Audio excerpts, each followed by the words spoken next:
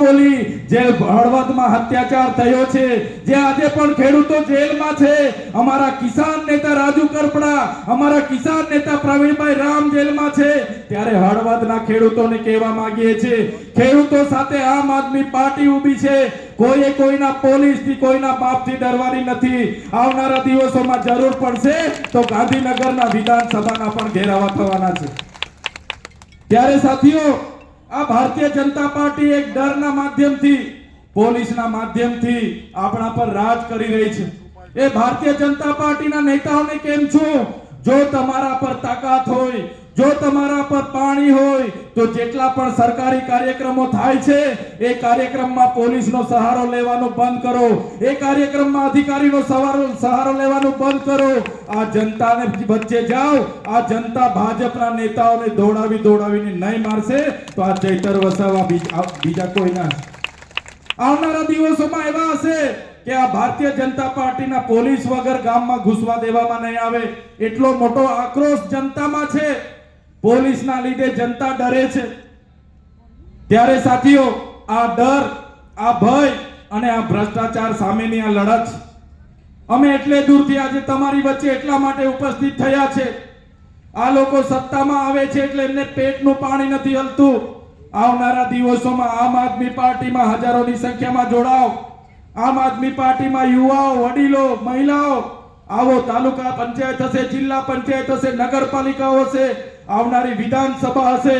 તમે બધા આહવાન કરો, લડો, જીતો, સત્તામાં આવો. એ દિવસે જ આપણા લોકોના કામો થવાના છે. બાકી ભારતીય જનતા પાર્ટીની શાસનમાં કામ નથી થવાનું. ત્યારે એ વાત કરવા માટે આજે તમારી વચ્ચે આવ્યા છે. આપણે શિક્ષણની વાત કરીએ છીએ, આ લોકો મંદિર મસ્જિદની વાત કરે છે. આપણે રોજગારની વાત કરીએ છીએ, આ લોકો હિન્દુ મુસ્લિમની વાત કરે છે. આપણે આરોગ્યની વાત કરીએ, આ લોકો ભારત પાકિસ્તાનની વાત કરે છે. અને આપણે ખેડૂતોની વાત કરીએ, દેશના વડાપ્રધાન આત્મનિર્ભર બનવાની વાત કરે છે.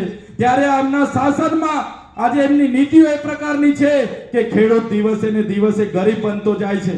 ઉદ્યોગપતિઓની લાખો કરોડની યોજનાઓ, લાખો કરોડની લોનો પાસ થાય છે અને અમારા ખેડૂતોને આત્મહત્યા કરવું પડે છે. ત્યારે સાથીઓ, અમે એટલું કહીએ છીએ, આ ભારતીય જનતા પાર્ટીની સરકાર એ ખેડૂતોની સરકાર નથી, એ આદિવાસી દલિતોની સરકાર નથી, એ પીછડો વંચિતોની સરકાર નથી. આ ભારતીય જનતા પાર્ટીની સરકાર એ એમના ઉદ્યોગપતિઓની સરકાર છે. આવનારા દિવસોમાં આપણે હાકલ કરીને એમને સત્તામાંથી દૂર કરવું પડશે. સાથીઓ, દેશની આઝાદીમાં આપણા ખેડૂતોના દીકરાઓએ શહીદી વહોરી. આજે દેશનું રક્ષણ આપણા ખેડૂતના દીકરાઓ કરે છે. આજે એમના નેતાઓના દીકરાઓ સારી જગ્યા પર પ્રમોશનો લઈને બેઠા છે. ત્યારે આ દેશ એ ખેડૂતોનો દેશ છે, કૃષિ પ્રધાન દેશ છે. ત્યારે જ આપણે આપણા દેશને ભારત મેરા મહાન કહીએ છીએ. ત્યારે તમને બધાને હું વિનંતી કરું છું, આમ આદમી પાર્ટીના તમામ નેતાઓ તમે જોઈ લો, આજે લડે છે, જજમે છે. ગુજરાતના યુવા માટે લડે છે, કિસાન માટે લડે છે, મહિલાઓ માટે લડે છે, તમામ વર્ગના લોકો માટે લડે છે, કર્મચારીઓ માટે લડે છે. ત્યારે અમે તમારો સહકારની અપેક્ષા લઈને આવ્યા છે. તમે બધા જ લોકોને અમે વિનંતી કરીએ છીએ કે આવનારા ભવિષ્યમાં જે પણ ચૂંટણીઓ આવવાની છે એના માટે તમે તૈયાર થઈ જાઓ. આમ આદમી પાર્ટીમાં આવનારા દિવસોમાં તમામ બેઠકો પર ચૂંટણી લડાવવાની છે. ત્યારે બધા લોકોને આહવાન અને વિનંતી કરવા માટે આવ્યા છે કે માહોલ જબરજસ્ત બનતો જાય છે. અંબાજીથી ઉમરગામ સુધીમાં આવનારી 2027માં ખૂબ મોટો ઉલટફેર થવાનો છે. ચોંકાવનારું રિઝલ્ટ આવવાનું છે. 2027માં આમ આદમી પાર્ટી પૂરા ગુજરાતમાં, એ ચાહે સૌરાષ્ટ્ર હોય, ઉત્તર ગુજરાત હોય, પૂરા ગુજરાતમાં સ્વીપ કરીને ગુજરાતમાં સરકાર બનાવવા જઈ રહી છે. તમે પણ આમ આદમી પાર્ટીના સૈનિક તરીકે લાગી જાઓ.